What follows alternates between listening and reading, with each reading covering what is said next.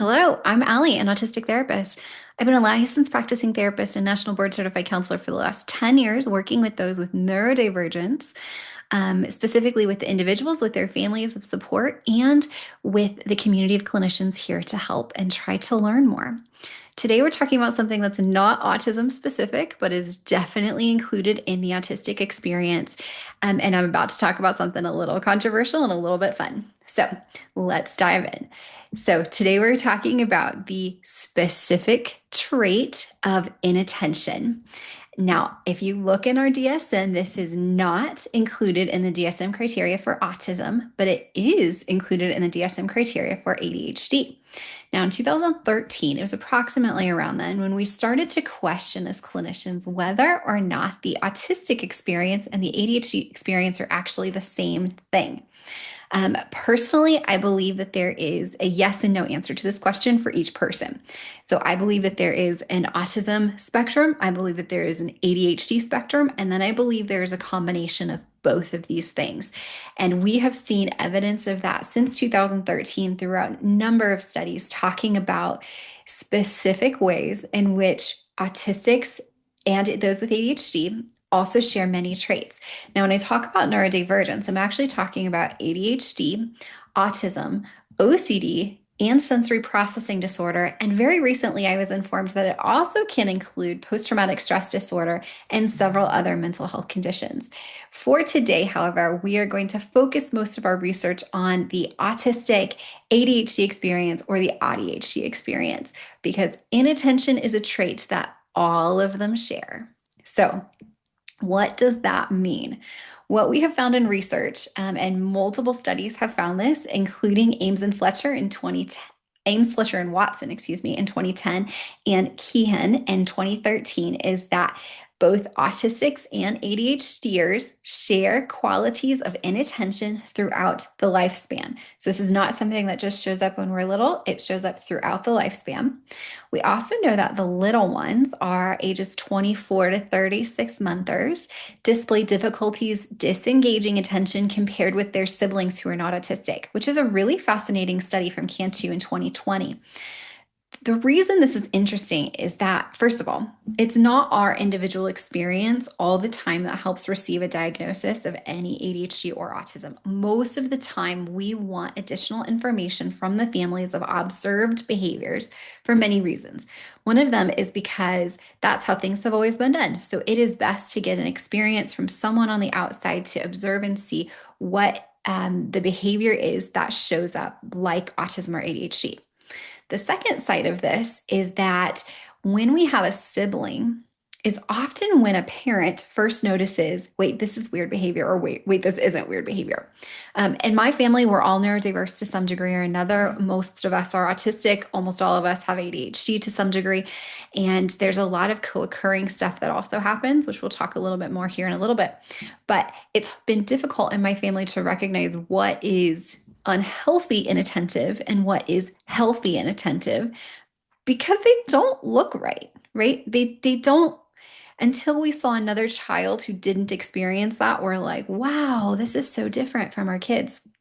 So it was a little bit difficult in my family to do that. However, for families that have one or two individuals who are neurodiverse and other families who are not, this becomes a much easier thing to do. And that's exactly what that study was showing from Cantu in 2020, is that they display more difficulties disengaging attention compared with siblings. Now, I think it's really important to discuss this because when we're diagnosing ADHD, inattention is a primary category, but it's not actually inattention, is it?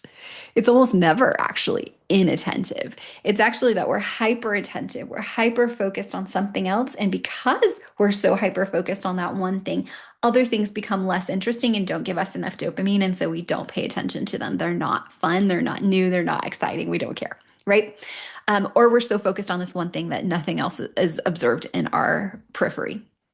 So autistic inattentive traits. Now, we're going to call those that because that's what they are identified as in research and in the DSM, but they are traits experiencing executive functioning challenges with specifically inhibition, planning, and flexibility. That's from Gao and Sheng in 2010, and again in Nijin and their team in 2011. So inattentive traits are not exactly just inattentive. They're exactly executive functioning difficulties, which we've talked about before in a previous podcast episode. And they have to do with inhibition, planning, and flexibility. If we do not have those things or the ability to focus on those things, then it becomes a lot easier to hyper-focus on something else instead because we're not thinking ahead. We're not planning and organizing our time and memory. We're focused specifically on the thing that's interesting to us. What we also know is that autistics and ADHD children have co occurring learning disabilities and need information to be presented clearly. And when information is not presented clearly and precisely, inattention is higher and learning goal outcomes are less likely to be met. So, this is from Jones Research in 2024. When we're talking about school supports, which is a question I get a lot, this is a conversation I have a lot in schools and in training materials with schools, is how to help teachers or the IEP teams working with our neurodiverse think of their experience first and actually help them where they're at rather than where the diagnostic criteria is. And this is one of those very specific ways in which we show up in academic challenges or with learning challenges, because inattention requires that clear, concise, precise explanation. And when our teachers are being vague, we don't always have that. Now, I'm going to give you an example to bring this into reality.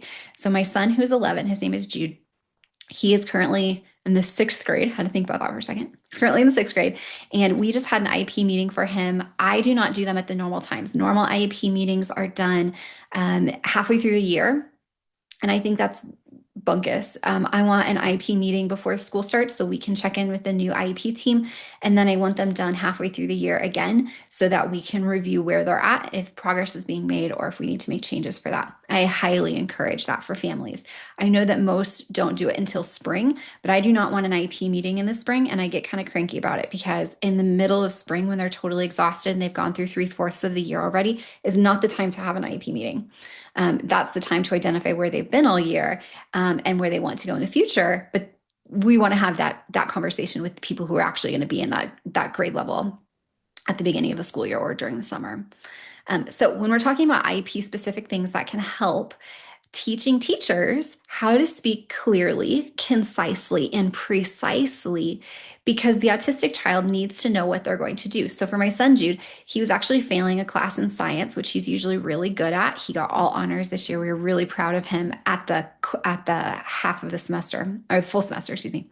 So then the second semester, when we had this IEP meeting, they came to me and they're like, Allie, he is failing in this area. And they were so nervous to tell me this.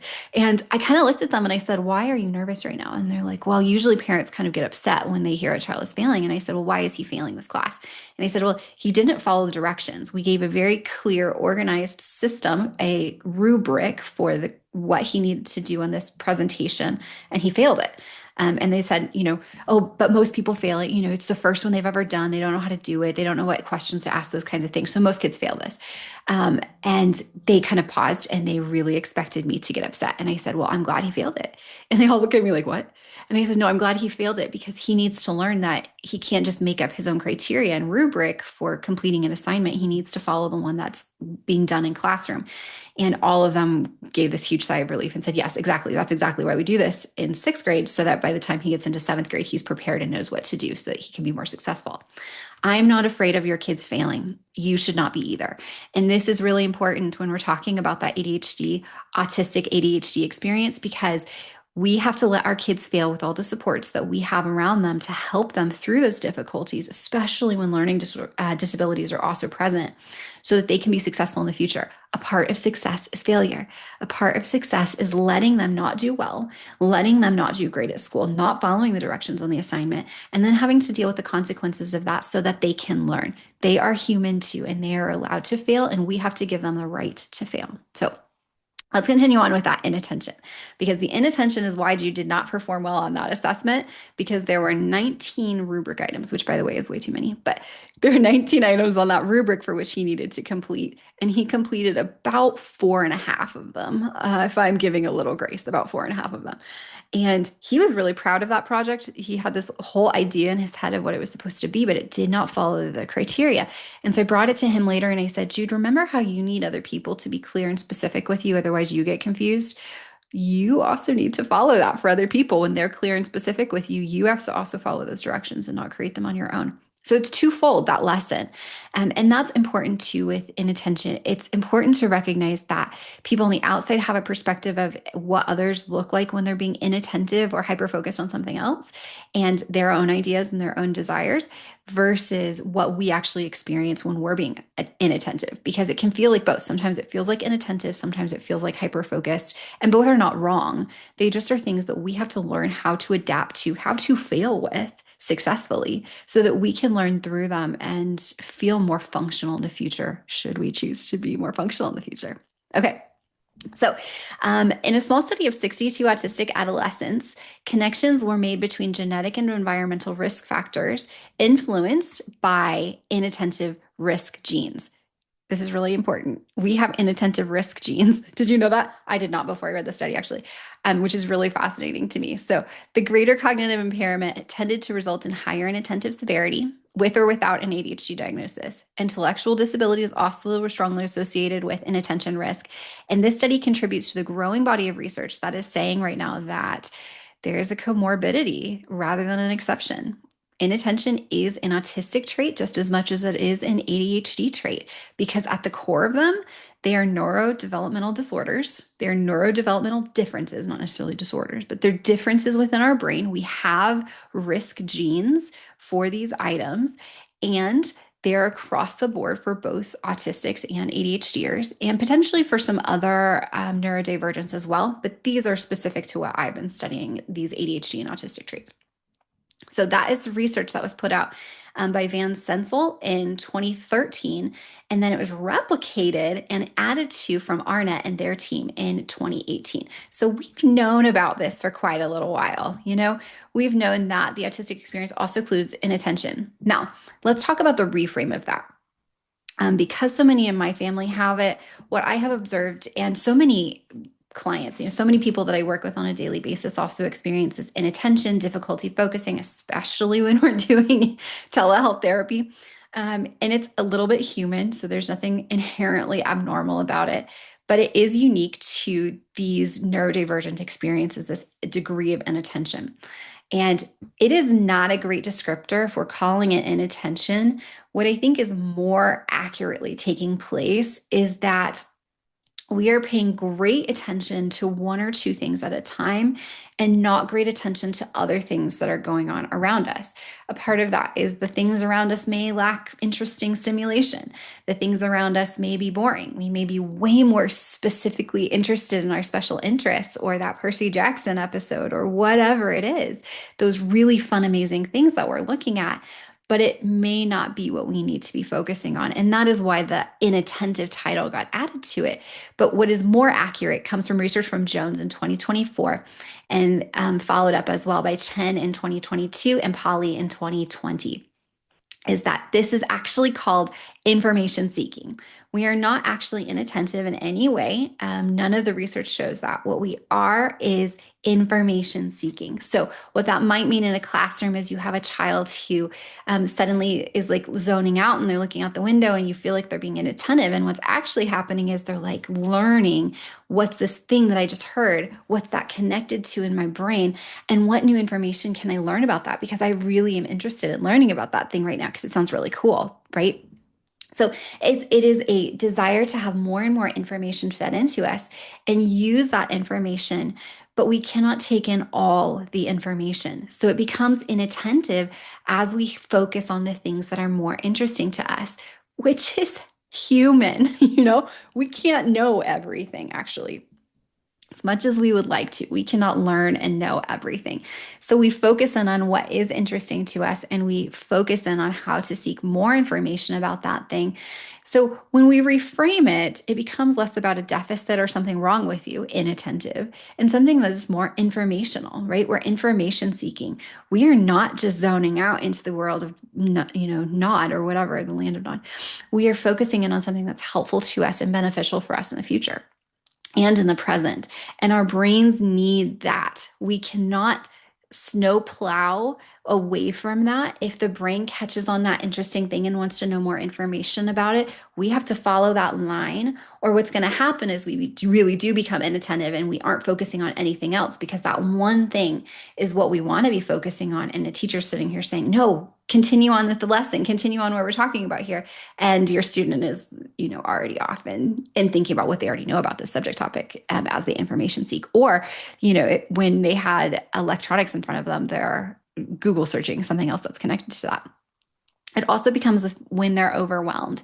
So when our kids become overwhelmed or flooded with too much information, too much sensory information from the environment, too much social information from people around them, and then on top of it, your teacher's trying to teach you something, it becomes really difficult to learn and focus on what we're learning in the classroom when there's so many extraneous variables that are sensory. This can also be included with our kiddos who are not getting enough food to eat at home or not enough attention or there's abuse going on at home.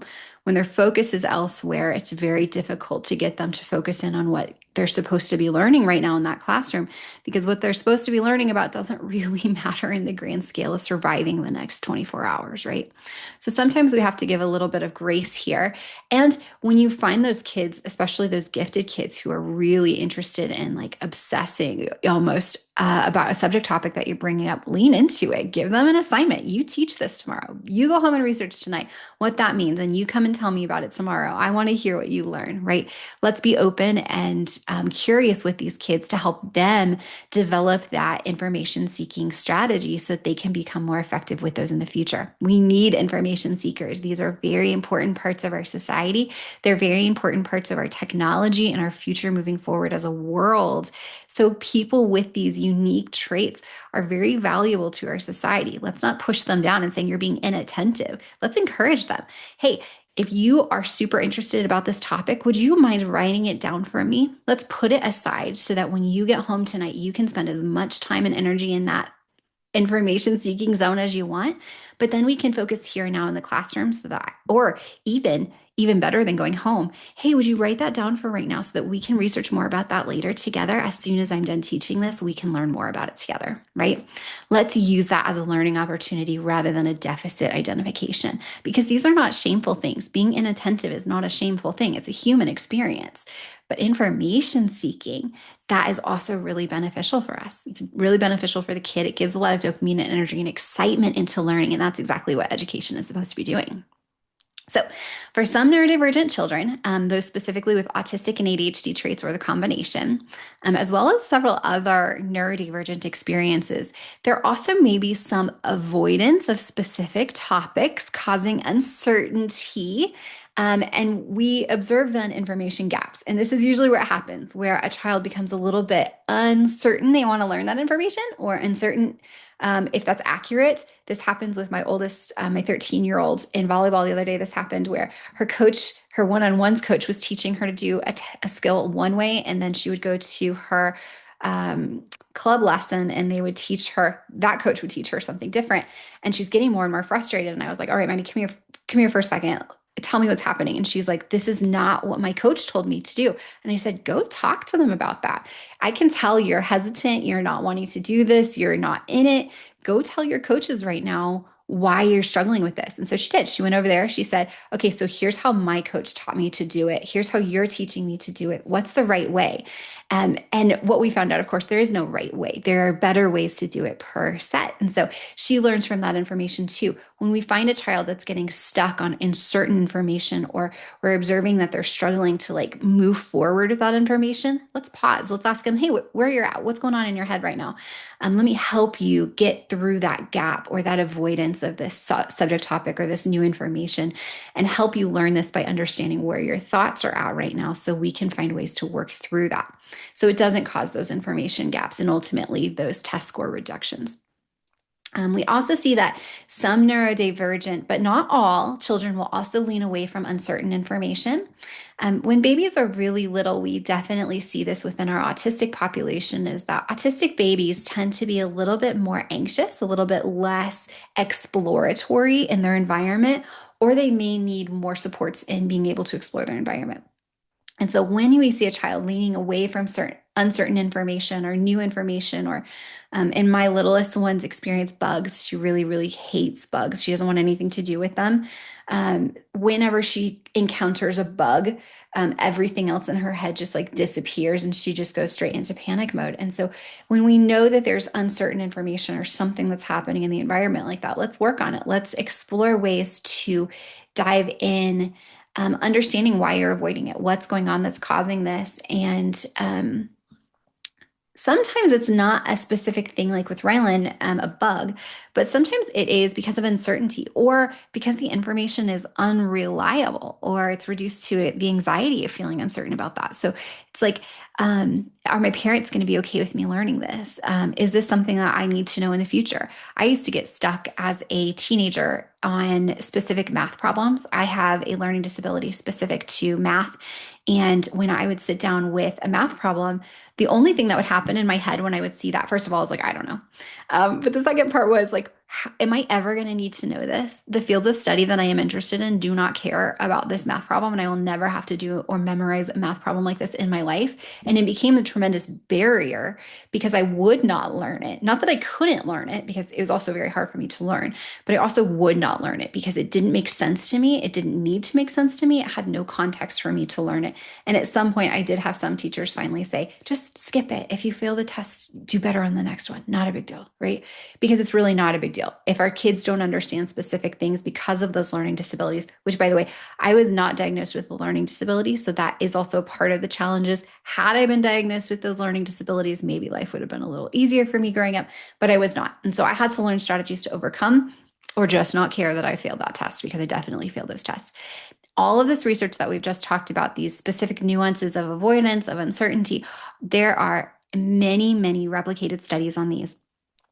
So this is a real thing, that there are many kids who are really avoidant of topics that they feel uncertain about. There are many kids that avoid topics that feel boring to them. There are many kids that avoid or appear inattentive when actually it's just uncertainty about this information or anxiety about this information. And we can help them overcome all of those anxieties, stressors, uncertainties, and avoidance. We can help all of them overcome it by just taking a couple extra steps to understand where they're at and what's causing that. We can also do that for ourselves as we get older and we start to find ourselves feeling really avoidant or resistant to learning new information or doing more. We can also kind of assess within ourselves, okay, why am I resistant here? What's causing this? What's the uncertainty? What's the anxiety that I'm having? And help ourselves work through that. This comes from Adaman and Marshall research in 2013, Bears research in 2018. I'm going to butcher this last name, but Baz Hadai and their team in 2020, Cistern's team in 2018, Gershman team in 2015. Are you getting that there's a lot of people who've done these studies? Gottlieb and their team in 2013, Polly and their team in 2020, and Torney and Westerman in 2018. There is a lot of replicable studies talking about these specific traits. And again, on that positive there about information seeking and the lack of information seeking or avoidance because of anxiety or stress. We can overcome all of those. Are we going to overcome all of them all the time? No, we're not. We are not. We are going to get more interested in the other thing that's more interesting and focus on that. And sometimes in classrooms, we don't have enough time to be able to do that. That's okay. Life goes in loops. We'll come back around to it eventually, probably.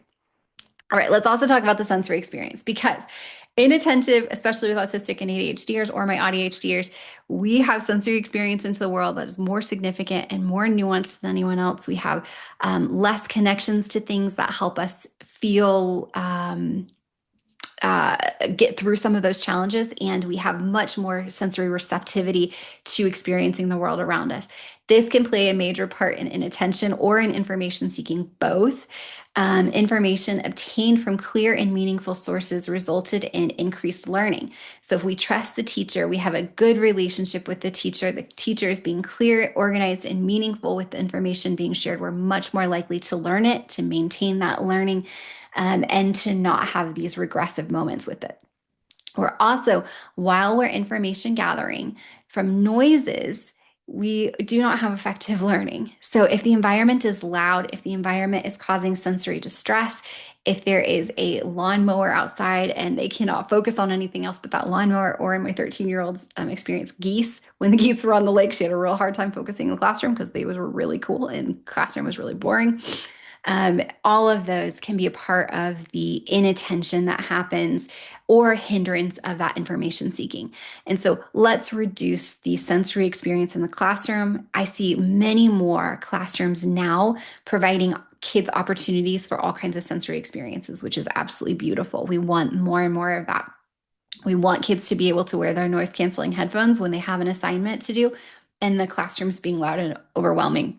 We want them to have a safe place to go to when it's too much in the classroom and they need to get away and escape for a little while. We want them to be able to go to the bathroom and take a breather. We want them to go into a classroom that feels safe to be able to take a breather. When there's other sensory things happening or sensory needs not being met and they need more input of things, we want them to be able to get that input and those sensory needs met by allowing kids to have a sensory bucket with them or have some sensory fidget toys or whatever's going to help them focus. We don't want the sensory things that are going to help them unfocus because, there are certain things that they can participate in that will also deter their focus from where they need to be. It will also deter their information seeking ability because they'll get distracted on that new thing. But inattention can also be managed through a sensory experience and help that information seeking happen even better. And this is from research that was replicated by Parr and Friston in 2017 from a study by Adamman and Marshall in 2013. So overall, the inattentive experience is both neurodivergent in all aspects, but especially with the autistic, ADHD, and ADHD experiences.